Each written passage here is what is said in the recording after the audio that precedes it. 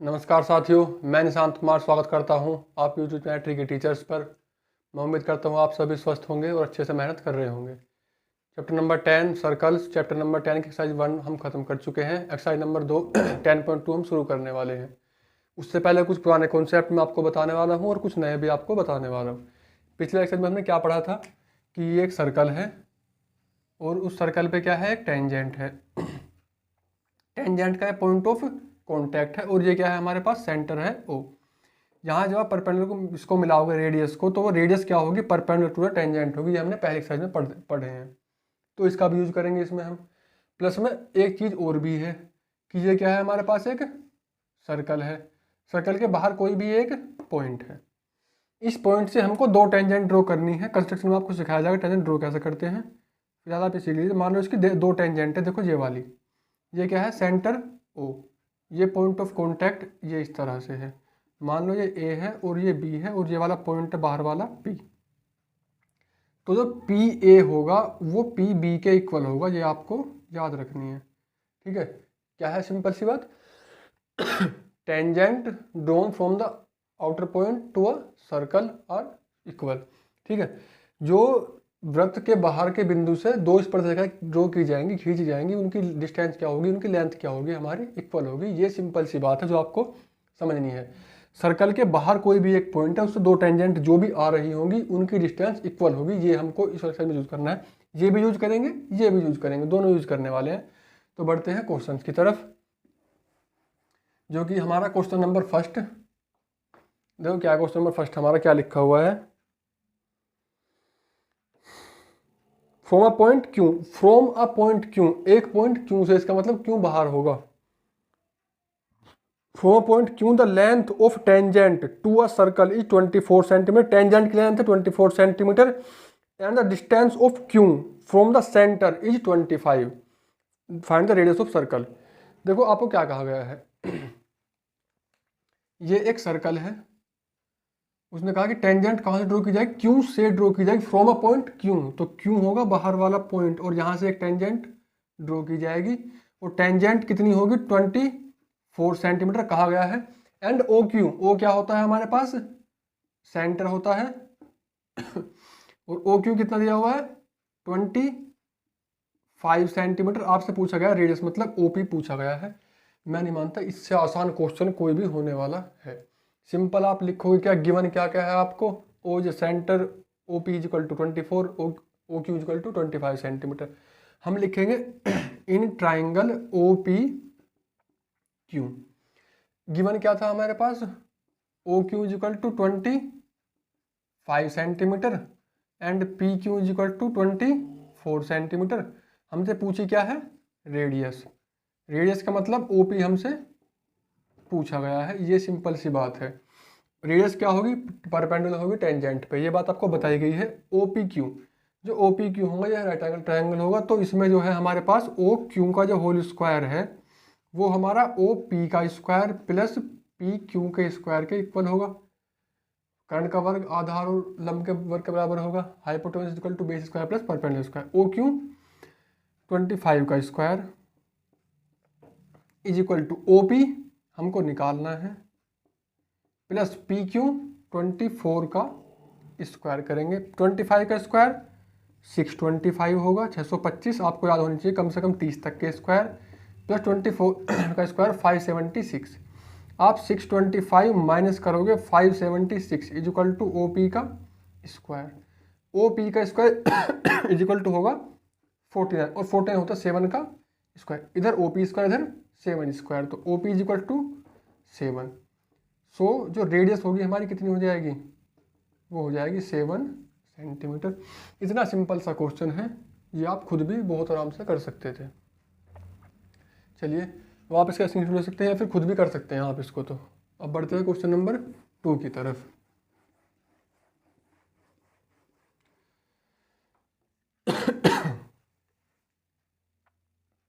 देखिए question number 2 क्या है। इन फिगर आपको दी हुई है। If T P and T Q are the two tangent to a circle with centre O such that P O Q is equal to 110 and angle P T Q is equal to, तो आपको P T Q बताना है। चलिए आपके उसके लिए एक वो बता देता हूँ, मैं पॉइंट डायरेक्ट बता देता हूँ क्या होता है कैसे। चलो मैं पहले फिगर बना देता हूँ। इसमें क्या फिगर क्या दी हुई है भाई, एक सर्कल है हमारे पास, ठीक है, और ये वाला पॉइंट है हमारे पास टी, और ये है पी क्यू। पी क्यू ये है हमारे पास ओ, इस तरह से ये है 1 1 0, ठीक है। हमसे ये वाला पूछा गया है, बिल्कुल सिंपल बता रहा हूँ मैं आपको। आपको दिख रहा है कि जो O P and O Q radius है, O P is also radius and O P is also radius. O P और ओ क्यू हमारे पास दो त्रिज्या है, और त्रिज्या क्या होती है, परपेंडिकुलर होती है। परपेंडिकुलर का मतलब ये कितना होगा, 90 होगा, और ये भी कितना होगा, 90 होगा। तो क्या आप ये बात नहीं निकाल सकते? मैं मानता हूँ अगर आप बिल्कुल थोड़ा बहुत भी सीरियसली पढ़ाई कर रहे हो तो इस क्वेश्चन में आपको मुझसे नहीं पूछना चाहिए था बिल्कुल भी कि आप कैसे कैसे करोगे। सिंपल आपको दिख रहा है कि ओ सेंटर है, अगर ओ पी टी क्यू है, क्वाड्रिलेटरल है। क्वाड्रिलेटरल में कितने एंगल होते हैं, 4 एंगल हैं, उन 4 में से 3 आपको दे दिए, अगले वाला पूछा है। लेकिन जो मैं आपको अपने पास से बताऊंगा वो क्या बात होगी वो बात ये होगी कि जो एंगल बनेगा हमारा सेंटर पे, टेंजेंट है, देखो 2 एंगल है हमारे पास, एंगल इंक्लाइंड बाय टेंजेंट,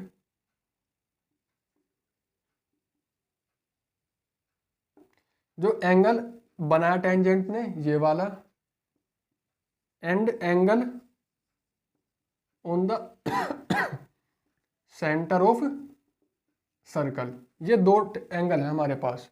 अभी आपको ऐसे बताया, आपको देखो अभी अभी आप इसको प्रूव भी कर सकते हो बहुत ही आराम से। Angle inclined by tangent, tangent ने एंगल ये वाला इंक्लाइंड किया है यहाँ पे, and angle on the centre of circle, circle के सेंटर पे क्या है, एक एंगल बना हुआ है, are supplementary to each other, are supplementary angles, बस इतना ही लिख लो, ठीक है। एक दूसरे के क्या होते हैं, संपूरक कोण होते हैं। कौन कौन से, 2 कोण। पहले वाला स्पर्श रेखाओं के बीच बना कोण, स्पर्श रेखाओं के बीच बना कोण, और दूसरे वाला कौन सा है, केंद्र पर बना कोण। आपको इसमें 2 कोण दिख रहे होंगे, एक स्पर्श रेखा के वहां पे बन रहा है और एक यहाँ बन रहा है हमारा सेंटर पे। ये दोनों एक दूसरे के सप्लीमेंट्री मतलब संपूरक होते हैं, मतलब इनका सम कितना होता है, 180 होता है। आप डायरेक्ट भी निकाल सकते हो, अगर ये 1 1 10 है तो इसका सप्लीमेंट्री क्या होगा, 70 डिग्रीज होगा। नहीं तो आप ऐसे निकाल सकते हो, ओ पी टी क्यू क्या है, एक क्वाड्रिलेटर है, क्वाड्रिलेटर के सभी एंगल सम कितना होता है, 360 होता है। आप 110 90 प्लस एक्स प्लस 90 आप आराम से निकाल सकते हो। सारे क्वेश्चन करवाने को मैं भी करवा सकता हूँ, लेकिन उससे आपको समझ में बिल्कुल भी ये गारंटी नहीं है कि आपको सारा समझ में आ ही जाएगा। जितने क्वेश्चन आप खुद से करोगे, कम से कम ऐसे छोटे छोटे क्वेश्चन तो आप खुद से करो। जो बताने वाली बात मेरी इंपॉर्टेंट थी वो मैंने लिखवा दी है कि angle inclined by tangents and angle on centre of circle, circle के सेंटर पर जो एंगल बनेगा, और टेंजेंट जो एंगल इंक्लाइंड करेगी वो क्या होंगे, हमारे कॉम्प्लीमेंट सप्लीमेंट्री होंगे। प्रूफ भी कर सकते हो आप बहुत ही आराम से, 90 90 180, ये बचे 180, तो आप प्रूफ कर सकते हो। अगर प्रूफ करने के लिए आएगा तो प्रूफ भी करवा देंगे। ये हो गया ना। अब बढ़ते हैं क्वेश्चन नंबर 3 की तरफ।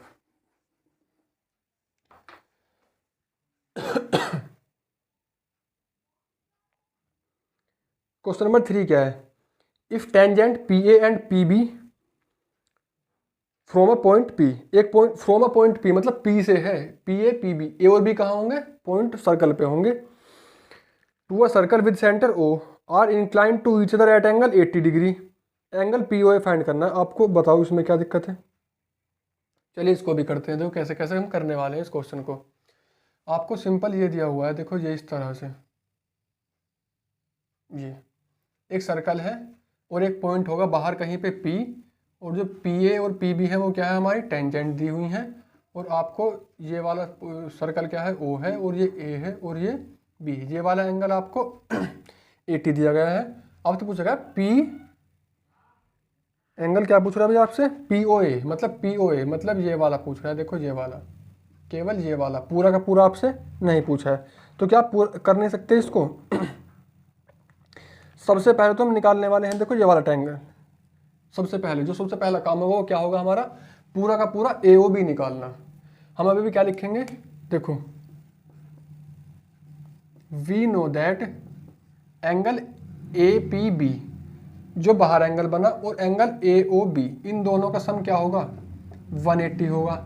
या फिर आप ये भी कर सकते हो, ये वाला 90 और ये वाला 90, चारों का सम 360, आप उससे भी कर सकते हो, कोई फर्क नहीं पड़ने वाला है। ए पी बी की वैल्यू क्या है 80 डिग्रीज, तो आप ए ओ बी निकाल सकते हो कितना 180। Angle A O B is equal to 180 minus 80 degree is equal to 100 degree.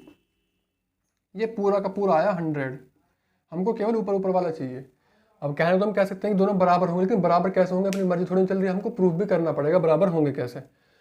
अब दो ट्रायंगल बन रहे हैं आपके पास एक तो ट्रायंगल है ये वाला पी ओ ए और एक ट्रायंगल है पी ओ बी। देखो दो ट्रायंगल हैं, in triangle P O A and triangle P O B, दो ट्रायंगल हैं, इनमें आपको ओपी ओपी दिखा common, OP is equal to OP, ये क्या है, ये हमारा कॉमन हो चुका है, थोड़ा थोड़ा बड़ा लिख देता हूं मैं, ये हमारा कॉमन है, ओपी ओपी कॉमन हो गया।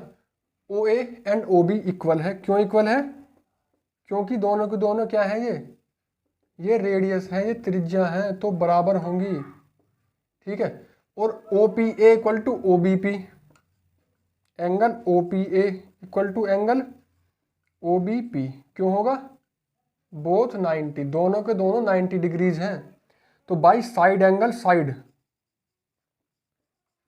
By side angle side property, जो हमने दोनों ट्राइंगल थे हमारे पास P O A is congruent to triangle P O B, अगर कॉन्ग्रुएंट हो गए तो सिमिलर पार्ट्स क्या होंगे, हमारे कोरस्पॉन्डिंग पार्ट्स इक्वल होने वाले हैं, मतलब P O A equal to P O B, so angle P O A equal to angle P O B by C P C T, corresponding part of congruent triangle, सर्वांगसम त्रिभुजों के संगत भाग बराबर होते हैं, ठीक है। तो ये वाली बात हो चुकी है। अब जो ये वाली हमने पढ़ी है अभी अभी, ये टोटल कितना था 100 था, दोनों बराबर हैं, तो ऊपर वाला 50 नीचे वाला 50, so angle P O A is equal to 50 degrees. Question number 3 बस इतना सा है, बताओ क्या दिक्कत है, आप बहुत ही आराम से कर सकते हो इस क्वेश्चन को, ठीक है। ये बात आपको याद रखनी है कि angle inclined by tangent, tangent स्पर्श रेखाओं से बना हुआ कोण और केंद्र में बना कोण समपूरक होते हैं एक दूसरे के, तो 180 हम ले सकते हैं। समपूरक होता कैसे है, आप आराम से कर सकते हो, क्योंकि टेंजेंट क्या बनाएंगे 90 का, तो 90 90 180, तो बाकी दोनों बचे भी कितने 180 के, टोटल कितना होगा 360 होने वाला है। अब हम बढ़ते हैं अगले क्वेश्चन की तरफ। देखो अगले वाला क्वेश्चन हमारे पास क्या है, question number 4, prove that the tangent drawn at the ends of a diameter of a circle are parallel. अब सिंपल सी बात, बहुत ही सिंपल, आपको बताया भी था, और अब देखो प्रूफ कैसे करेंगे। उसने कहा है कि prove that the tangent drawn at the ends of diameter are parallel. आप सिंपल एक सर्कल ड्रॉ कर सकते हो, और जब आप एक सर्कल ड्रॉ कर सकते हो तो आप उसका डायमीटर भी ड्रॉ कर सकते हो, ये होगा सेंटर ओ। आप यहाँ पे लिख लोगे क्या, let a circle with centre O, ठीक है, whose diameter is A B, चलो आप इसको नाम दे दोगे ए बी, ठीक है। Draw a tangent on A and B, A और बी पे हमने टेंजेंट ड्रॉ की है, हमने ये लिखा है क्वेश्चन पेपर में, ऐसे ही करना है आपको बिल्कुल अच्छे से, ठीक है। हम आगे क्या करने वाले हैं, आगे हम करने वाले हैं, हमको प्रूफ करना है कि जो ये लाइन होंगी ये हमारी पैरेलल होंगी। आपको ये देखो मैं बिल्कुल आप समझा रहा हूँ आपको, अगर हमको लाइन पैरेलल गिवन है तो लाइन पैरेलल गिवन होने के बाद में ऑल्टरनेट इंटीरियर एंगल इक्वल होंगे, करस्पॉन्डिंग एंगल इक्वल होंगे, को इंटीरियर एंगल का सम 180 होगा। अगर लाइन पैरेलल है तो ये एंगल्स इक्वल होंगे, लेकिन अगर ये एंगल इक्वल है तो फिर लाइन पैरेलल होंगी, दोनों तरफ बात जाएगी। हमको प्रूफ करना है पैरेलल, तो हमको दिखा देंगे एंगल इक्वल होंगे। देखो ये एक लाइन है और ये एक लाइन है, ये एंगल ये वाला एंगल क्या होते हैं, ऑल्टरनेट इंटीरियर एंगल होते हैं, अंतः एकांतर कोण। और अगर ये इक्वल हो गए तो लाइन क्या होते हैं पैरेलल। अभी इक्वल नहीं होंगे तो जरूरी नहीं है कि इन एंगल्स को इंटीरियर एंगल बोलते हैं केवल पैरेलल लाइन में, इस कंडीशन को हम बोलते हैं ऑल्टरनेट इंटीरियर एंगल। अगर ये इक्वल हो गए तो लाइन होंगी पैरेलल। अब आपको सभी को पता है कि जो टेंजेंट होती है वो कितने डिग्री का एंगल बना, 90 का, तो ये क्या होगा 90 होगा। तो अगर मैं एक्स और वाई और एक्स डैश और वाई डैश इनको लेट कर लेता हूँ, तो यहाँ पे क्या लिखोगे आप, O A X equal to angle O B Y dash, both 90 डिग्रीज। इतनी सी बात लिखते ही क्वेश्चन हो जाएगा खत्म। आप दूसरा लिख सकते हो ओ ए वाई भी लिख सकते हो। O A Y is equal to angle O B X dash, O B X dash, ये भी बोथ 90। अब आप कहोगे कि ऐसे क्यों लिए, हम तो इन दोनों ले सकते हैं 90, लेकिन हमारे वो जो एंगल्स है वो कोइंसिडेंट एंगल उनको ले सकते हैं, उनको हमको सम दिखाना पड़ेगा 180। आप केवल कोई सा एंगल दिखा दो, आप अल्टरनेट इंटीरियर दिखा दो, एक्सटीरियर दिखा दो, को इंटीरियर एंगल दिखा दो, चाहे कोरस्पोंडिंग दिखा दो, एकांतर दिखा दो, संगत दिखा दो, कुछ भी दिखा दो, बस कोई सा एक एंगल दिखा दो, बाकी सारे काम अपने आप हो जाएंगे। तो यहाँ पे हम कह सकते हैं so we can say that tangent at the ends of diameter are parallel.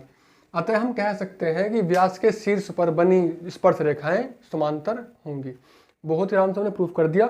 समांतर दिया हुआ है तो अल्टरनेट इंटीरियर एंगल इक्वल होंगे, और अल्टरनेट इक्वल है तो लाइन पैरेलल होंगी। दोनों तरफ बात चलने वाली है। हमको प्रूफ करना था पहले, तो हमने अल्टरनेट इंटीरियर एंगल इक्वल दिखाए हैं और कुछ भी हमने नहीं किया। इतना सा क्वेश्चन है, समझने के क्वेश्चन है, मेहनत बहुत कम है अभी तक। कुछ आगे क्वेश्चन आएंगे मेहनत वाले, तो इसको आप कर लीजिए। अगले वाले क्वेश्चन की तरफ बढ़ते हैं हम।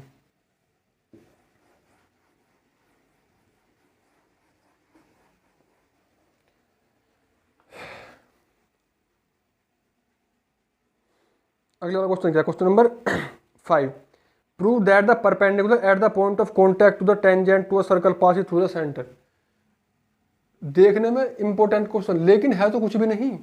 पहले जाने पढ़ो क्या लिखा हुआ है। Prove that the perpendicular at the point of contact. Point of contact पे जो परपेंडिकुलर होगा वो सेंटर से पास होगा। बात छोड़ो, तुम आप ये बात बताओ मुझे कि जो पॉइंट ऑफ कॉन्टैक्ट पर परपेंडिकुलर होगा क्या, वो रेडियस होगी। और रेडियस कहाँ से पास होती है, सेंटर से। बस लिखना है आपको। क्या पूछा है, prove that the perpendicular at the point of contact to the tangent to a circle passing through the centre. बस आपको देखो गिवन क्या है आपके पास आपको प्रूफ करना है कि जो टेंजेंट, जो पॉइंट ऑफ कॉन्टैक्ट पर परपेंडिकुलर होगा वो सेंटर से पास होगा। ठीक है, अब यहाँ पे क्या लिखोगे, टू प्रूव। जो प्रूव क्या करना है आपको, प्रूव करना है कि perpendicular at the point of contact passes through the center, passes through the center। जो पॉइंट ऑफ कॉन्टैक्ट पे परपेंडिकुलर होगा वो कहाँ से पास होगा, सेंटर से पास होगा। अब देखो सॉल्यूशन क्या होगा इसका, बिल्कुल लिखना ही लिखना है, समझना कुछ मतलब समझना ही समझना है। मेहनत आपको गुणा भाग कुछ नहीं करनी है। क्या करोगे आप, हम यहाँ पे लिखेंगे we know that the perpendicular at the point of contact is called radius। मतलब क्या है, सिंपल सी बात, हमको ये पता है कि जो परपेंडिकुलर होता है पॉइंट ऑफ कॉन्टैक्ट पे वो क्या होता है, रेडियस होता है। और आप सभी को पता होना चाहिए रेडियस कहाँ से पास होती है, सेंटर से। And we know that radius passes through the centre. Normal सी बात है, तो सभी को पता होगा, सर्कल पढ़ने टाइम पे पता होता है कि रेडियस होती है क्या है, सेंटर से पॉइंट ऑफ सेंटर से सर्कमफ्रेंस तक की डिस्टेंस रेडियस बोलते हैं। उस सर्कमफ्रेंस पे क्या है, टेंजेंट है, और वो क्या है, परपेंडिकुलर है। ये हमने पढ़ा है अभी। तो परपेंडिकुलर क्या होती है, रेडियस होती है, और रेडियस क्या होती है, सेंटर से पास होती है। So we can